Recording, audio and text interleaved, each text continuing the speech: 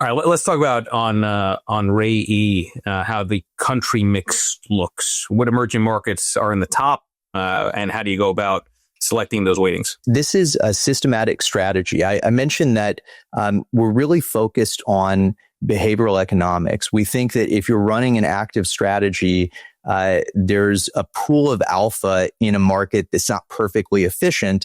And so in our mind, you want to run an active strategy in markets like Taiwan, South Korea, India, certainly China, if you include that within the global EM mix. And then you have to ask yourself, well, how do you extract that behavioral alpha? And in our view, these are perfect markets to run a systematic strategy because, systematic strategy, ultimately, we're really just trying to tilt the portfolio in the direction of strong fundamentals, positive sentiment, underreaction to good news.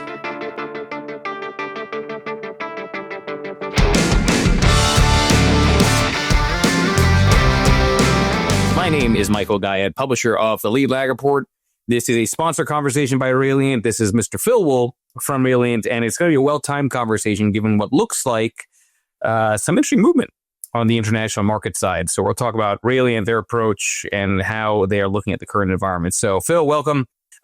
It's been a while since we've done one of these, so I think it would be good to just do some table stakes, talk about your background, what you do at Reliant, and what Reliant does. Yeah, so I am the Chief Research Officer at Reliant and the portfolio manager on Reliant's suite of quantamental ETFs. Reliant is an asset manager that runs a series of equity ETFs. These are active funds that use a quantamental process, so it's a blend of systematic investing, but it's really all based on behavioral psychology and, just sort of fundamental insights. And we're just trying to systematize that and make it rigorous and use that to score stocks around the world. So the strategies that we run, they all have an international flavor. We've got a developed market strategy. RAYD is the ticker on that one. That's about 70% US on average, but it includes developed international markets. We've got an emerging markets ex-China strategy that's RAYE. And then we've got a China ETF, RAYC. So you can kind of mix and match those two to create a global emerging markets exposure. And we also run in partnership with a big active management firm in Japan called Sumitomo Mitsui DS Asset Management. We run RAYJ, which is a Japan growth strategy. So we kind of run the gamut in terms of global equities. And, very interesting, as you said, to look across the equity world these days. And I think international stocks are getting a lot more attention. We would argue deservedly so. All right, let's get into that because, yes, the momentum has clearly been there for Europe developed, right?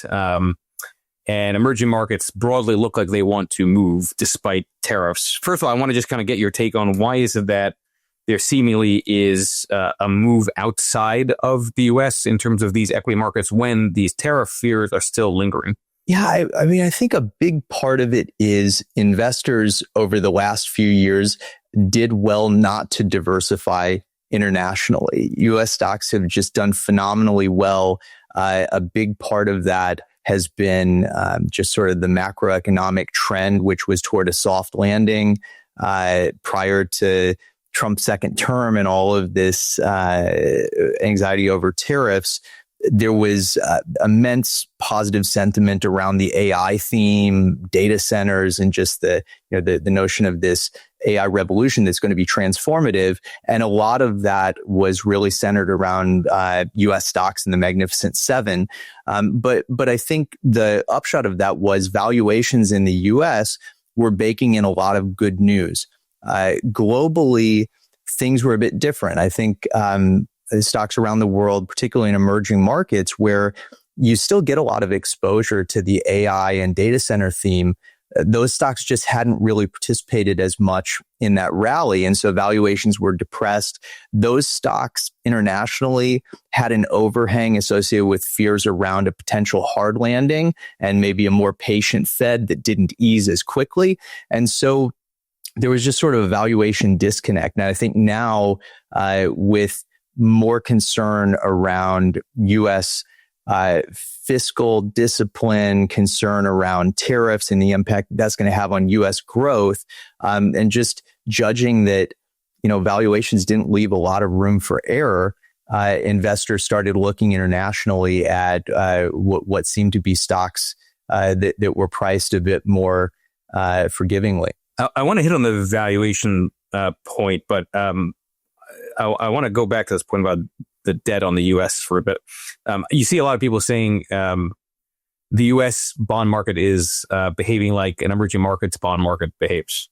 Maybe that's a little bombastic, but any thoughts on sort of the idea that now the U.S. is no longer a premier place for relatively safe investing? So I think, as with most of the narratives that we read about in the financial press, the most extreme views, sort of this notion of the end of American exceptionalism, I think there may be a bit too much negative hype there. That said, we think a lot about dollar strength, about the U.S. bond market.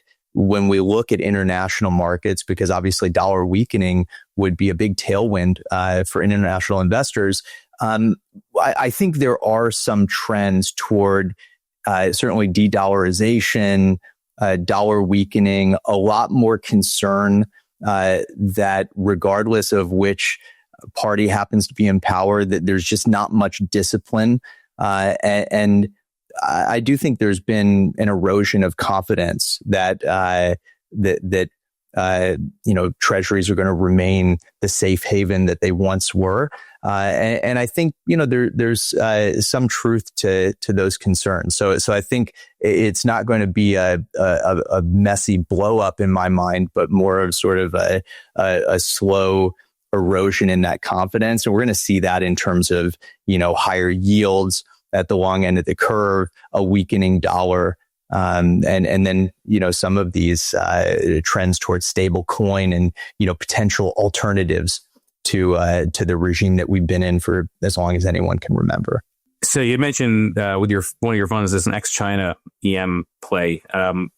Let's talk about the reasons for excluding China as an emerging market. Yeah, this is something that we've been talking about for a long time. So before China became so unpopular with U.S. investors around, the trade war and the sanctions list and just the general escalation in tension between the U.S. and China, we were saying it makes sense to view China within EM in the same way that we tend to view the U.S. within developed markets.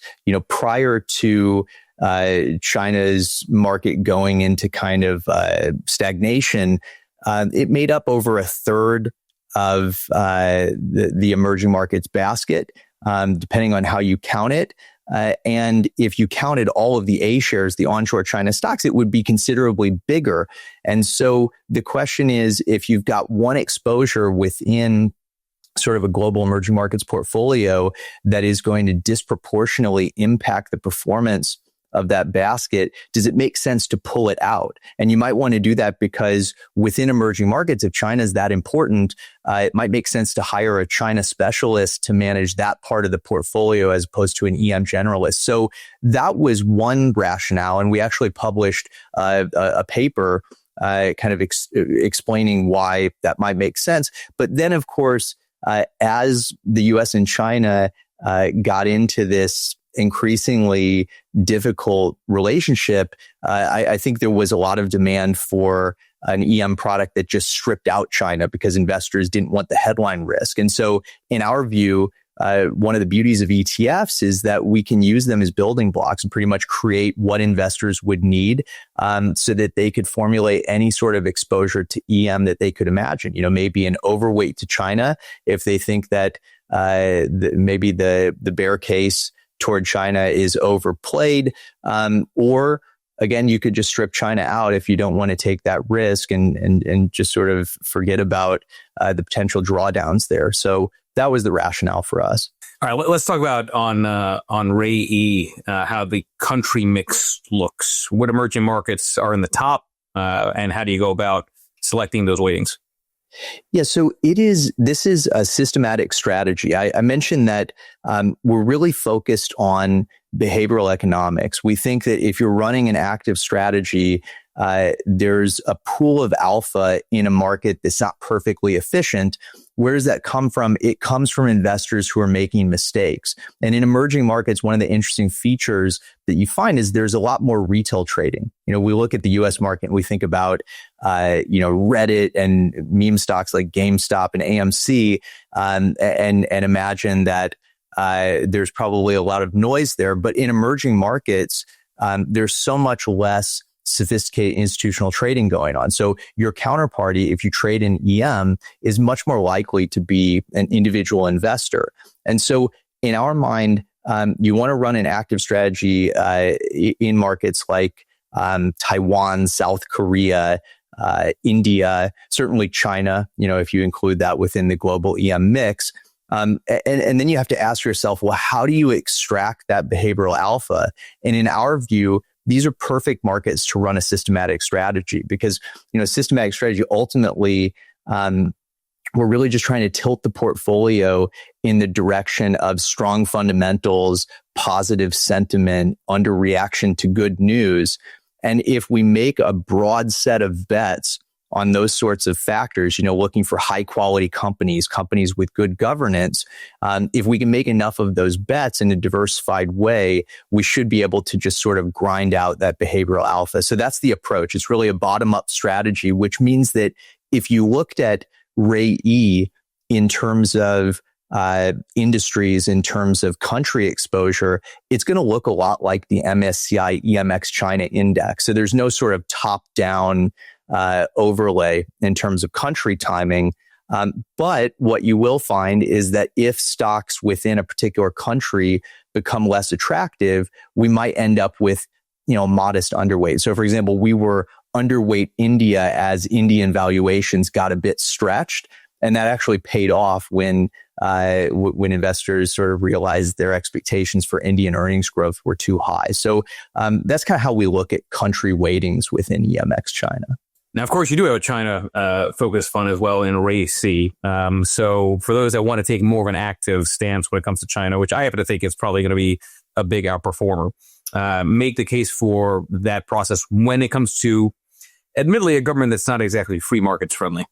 Yeah, with China, I think right now, it really does come down to a question of what you think is going to happen with the beta. Of course, in China, retail trading is extremely pronounced. So it's, anywhere from 80 to 90% of trading volume, individual investor trades. So there's a lot of alpha there, I think, for investors that take an active stance. And that's kind of irrespective of the state's policies. I mean, we find plenty of opportunity, companies, even among the state-owned firms within China that are really well run, they have policy support, and they have extremely high quality fundamentals.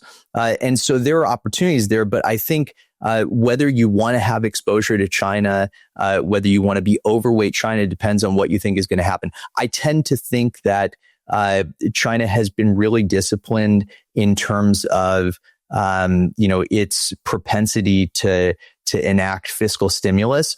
And for a real turn in sentiment in China, we're going to see we'll need to see more of a fiscal push. I think the tariff policies have kind of limited what China is going to do. So I believe as we get more clarity on what Trump's tariff endgame looks like toward China, that'll allow China to start doing more stimulus that's demand oriented to try to turn consumer sentiment around. So Michael, I tend to agree with you that I think China is sort of just waiting for that catalyst for a big revaluation.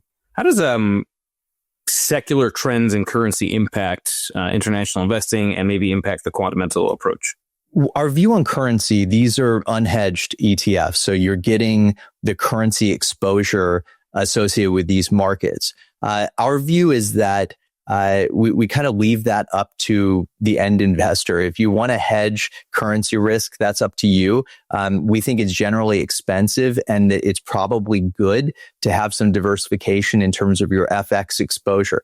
That said, I think right now in particular, because of that secular trend toward de-dollarization, the fact that the dollar is naturally going to weaken as the Fed inevitably does start to ease, those will be tailwinds for international investors who don't have hedged exposure to these markets. So I think it's just sort of a coincidence of the timing here. But in my view, it's a good time to get exposure to other currencies around the world. Let's talk about China in the context of when it's included in broad emerging markets. I think typically it's in the 25 to 30% range. Let's say somebody is bullish on China and emerging markets broadly. Like, do you think that range from the MSCI perspective, that percentage, right? Does that make sense? Does it make more sense to underweight China relative to other emerging markets, independent of one's views? If an investor is bullish on China, I think China is underrepresented in the MSCI benchmarks.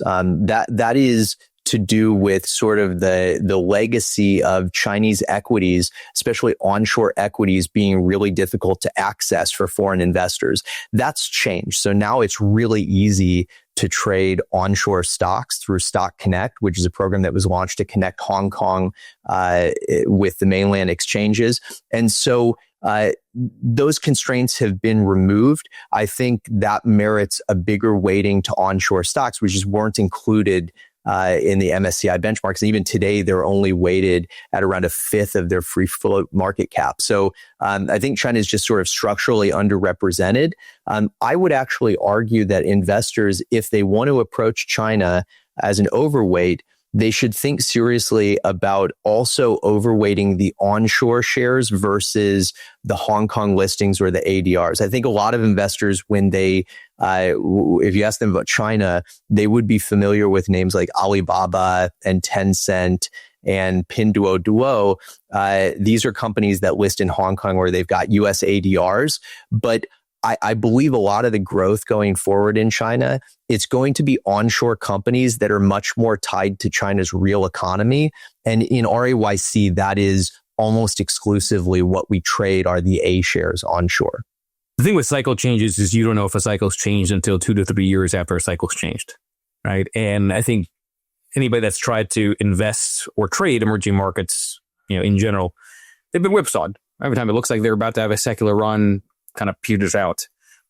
Make the case for why maybe this is a secular shift. So you see sort of waves of US outperforming EM, and then for a long period, emerging markets will outperform the US. We've just gone through a cycle in which, as I said, diversifying into EM was only diversification in the sense that your US stocks went way up and EM was just sort of treading water or declining. So I think the perception of a lot of investors is that there's a lot of volatility. They've probably had a bad experience with EM at some point, and that kind of turns them off toward emerging markets. There's also the fact that EM, it is riskier. So there are risk factors in EM that you just don't experience to the same extent in developed markets. I mentioned governance. In markets like China, South Korea, Taiwan, India, governance is a huge issue. And so this is another one of those features that I think points in the direction of active management within these markets. So for an investor getting passive exposure to EM, I think there are legitimate questions. You really would want to have some means of timing the beta. I think regardless of those cycles, there's an argument to be made for active management within emerging markets. And so if you look at 2025, for example, it's clearly been a good year to be invested internationally. Of those 4 ETFs, 3 of them that we run are beating the S&P 500 this year. Our EM strategy is performing better than the S&P 500. We're trailing the benchmark, but I think historically there have been years when the S&P outperformed EM, and because we're active, we've still done better than the S&P. because we were able to take advantage of some of those mispricings that I mentioned. And so I think for an active investor, it's sort of a different question. But as I mentioned, we're in a phase now where the Fed is going to be easing. That's good for EM. The dollar is likely to weaken as a result of that easing, but also because of these secular trends that we mentioned. That's good for emerging markets. Emerging markets haven't participated as much in the valuation inflation associated with this AI theme. In EM, I think that's where we're going to see a lot of the real winners as this data center build out happens. Those are companies listed in Taiwan, South Korea, China. And so I think there are a lot of features just pointing in the favor of a bigger allocation to EM. Let's talk about one of my favorite countries, Japan. I say that jokingly and not jokingly because I always talk about the reverse carry trade, which I still believe is somewhere out there, but it's a moment in time and who knows exactly when. Right now it doesn't seem like it's a huge risk, especially if oil breaks down, which is part of my thesis. But let's talk about Japan, the opportunities there from a very long-term perspective and the case for active management. So I think again, with Japan, the case for active management has always been there. This is a market that's really broad in terms of the number of stocks that are listed in Japan, but analyst coverage is pretty weak once you get outside like the Nikkei stocks, so the top couple hundred stocks. Analyst coverage starts to thin out, and I think there's a lot more information asymmetry there. So for an active manager that can do a good job evaluating those companies, and this is one of the reasons we partnered with a local firm to launch a Japan ETF, if you've got the kind of fundamental expertise, that can be a huge advantage within Japan relative to other markets. Japan, like emerging markets, has a strong culture of individual investor trading. So we're not talking 80 to 90% of volume, but 20 to 30% of volume is retail trading. And so there's also arguably a lot of behavioral bias within the Japanese market. Those would be, I think, great features of a market under any circumstances. But you've also got Japan now at an inflection point. And it's not a coincidence that we launched a Japan fund in 2024. So this ETF just launched April of last year. We were looking at some of the macro trends that we think are long-term trends toward Japan's exit from this deflationary, economically stagnant period, and an emergence of new growth in Japan, an eventual normalization of Japanese monetary policy, where we're seeing Japan actually increasing rates as inflation sets in. And then on top of all that, a huge push for reforms in corporate governance. And I think for investors that are positioned in companies where governance improvement is likely, that's another big catalyst for kind of a medium-term revaluation of Japan's market. So I'm a huge fan of Japanese equities, and I think there's really a lot of room for them to run going forward. How should one think about that versus developed Europe? Yeah, so I think developed Europe, when you look at the valuations, also quite cheap. But I think developed Europe is more cheap for a reason, but without a clear catalyst. I just mentioned corporate reform in Japan. That's a reason to imagine that maybe there's a lot of value to be unlocked there. I think within Europe, again, for an active investor that can pick and choose, there's a lot of opportunity. Europe has a lot of the same problems that the US has, though, in terms of fiscal discipline. I think European industry, unlike the US, it's not exactly a hotbed for tech innovation. And so, in terms of the beta, I would argue EM, Japan, were just much more interesting places for an active investor to play in long-only strategies. Okay, so we might be in a cycle for international. Part of that is sort of a thinking around how one should view different sectors of the marketplace, right? I myself have made the point that one of the biggest differences between the US and anything outside the US is that we have tech. A lot of these other countries obviously don't have large exposure there. How should one view international investing if they are bullish on tech? Are there any interesting sort of tech plays that maybe in the funds they've got exposure to? Yeah, so I think within global markets. If you look at developed markets, it's true that outside of the US, maybe Japan, they've got a significant tech component to their market index.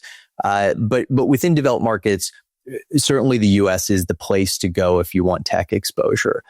I think within emerging markets, the amount of exposure investors get to tech is underappreciated. So if you look at South Korea's market, for example, 50% of the index is technology stocks. When you look at valuations in Korea, whereas, so think about 50% tech, that's like sort of blending the S&P and the NASDAQ. The S&P trades at 23 times forward earnings today.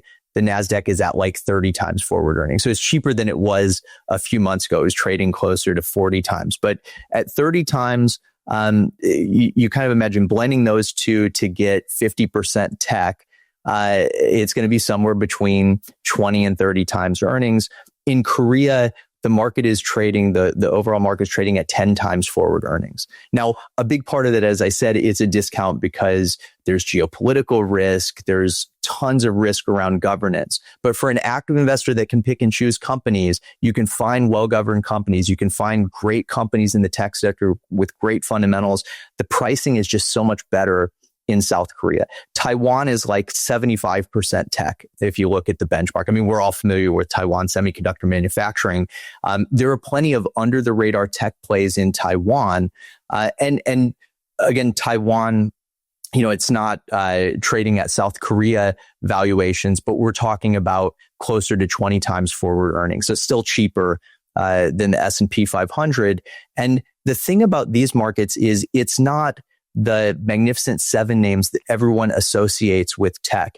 It's the companies that are actually building the components that go into those data centers. And so one of the reasons that they haven't shot up with the rest of the AI theme companies is that they're just sort of under the radar, but they are going to generate cash flows within that theme as the AI revolution plays out. So I think EM is a great place to go for tech exposure. And we have plenty of it within RAYE. Do you think we're at a point now where it becomes easier to beat the MSCI World's index? I mean, so much of that has over time become increasingly US heavy, right? I mean, it seems to me that it's like, if that's a benchmark that's been hard to beat, it may be a lot easier going forward. I think active investors, increasingly have opportunities within a US market, which, as I said, it makes up like 3/4 of the MSCI World Index. But valuations are pretty high right now, and there's a lot of good news in the prices. So I think active managers have an opportunity to be selective and pick the companies that are going to be more robust as risks like we've observed over the last few months emerge.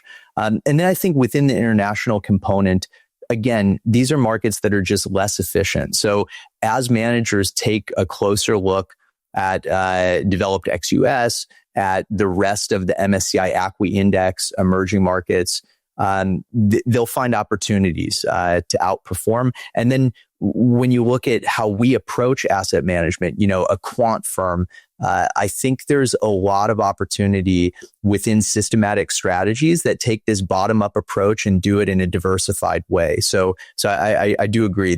I think active management has good days ahead of it.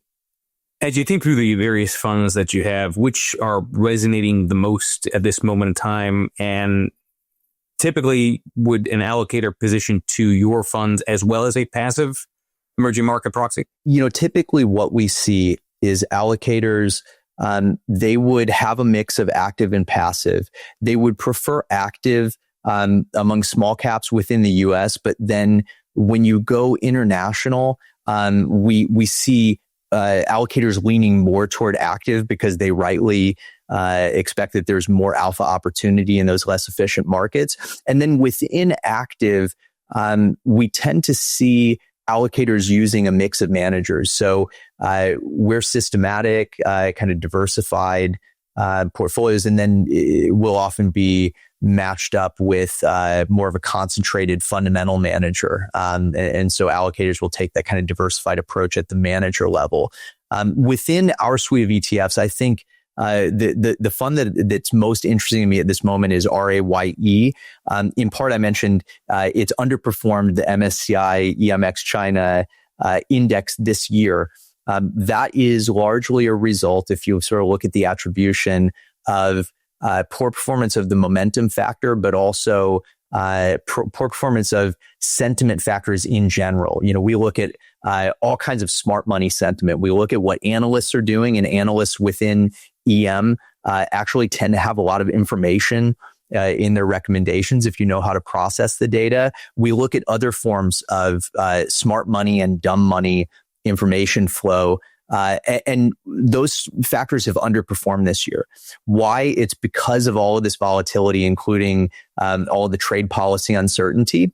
But what I often tell clients who are asking, well, what do you expect going forward?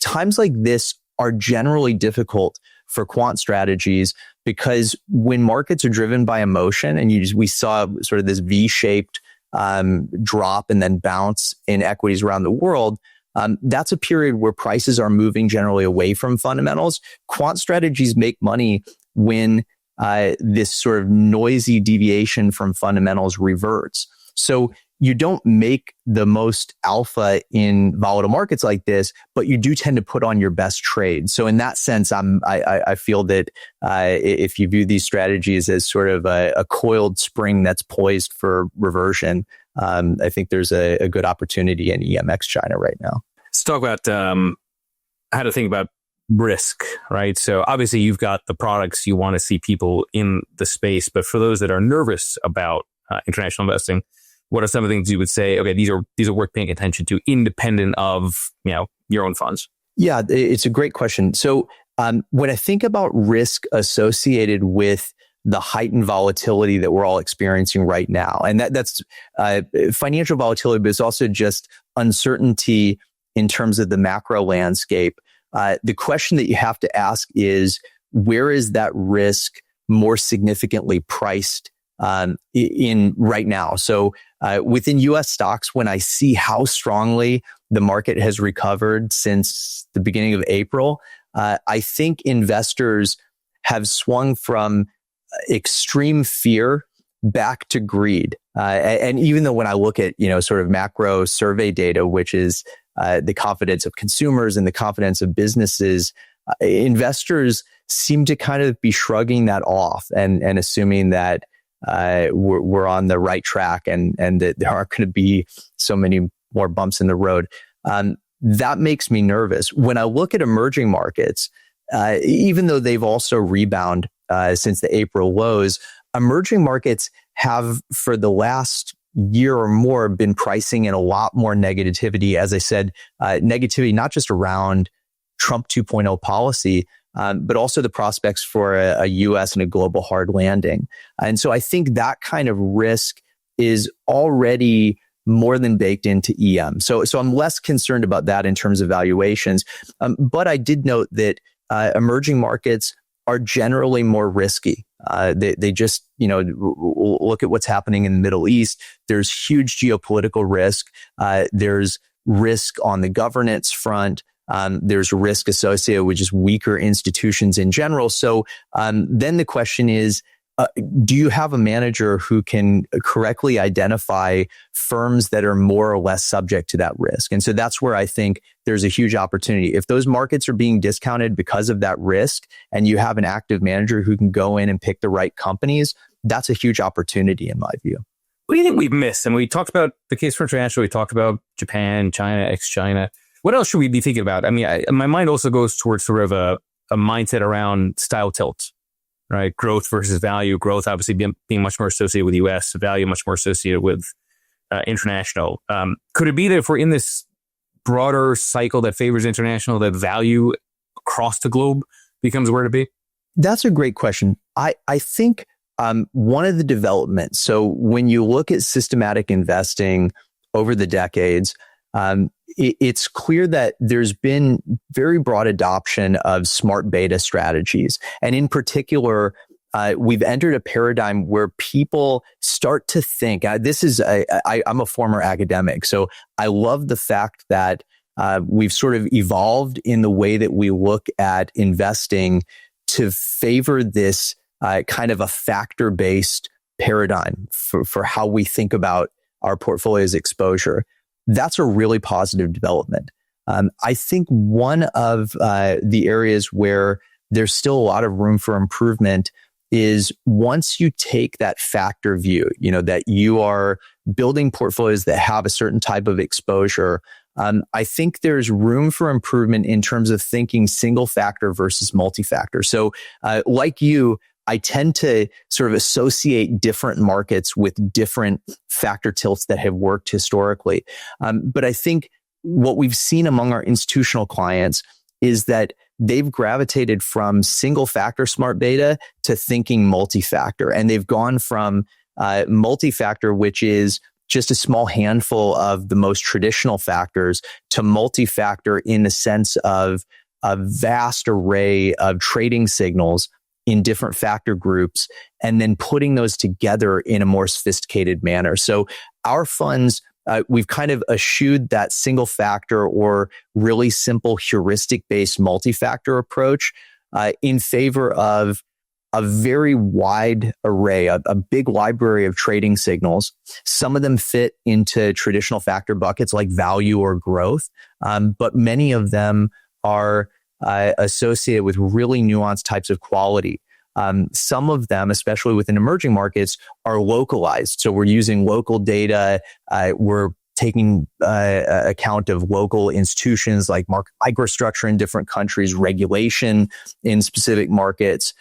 And then we put it all together with machine learning, which for us, AI is such a buzzword in our industry now. But for us, it's just a tool. When you have hundreds of trading signals, you need more sophisticated statistics to see how they interact with one another, what the correlations are among those signals. And so I would argue, when you're deploying systematic strategies in these markets, you want to take a much more diversified multi-factor approach.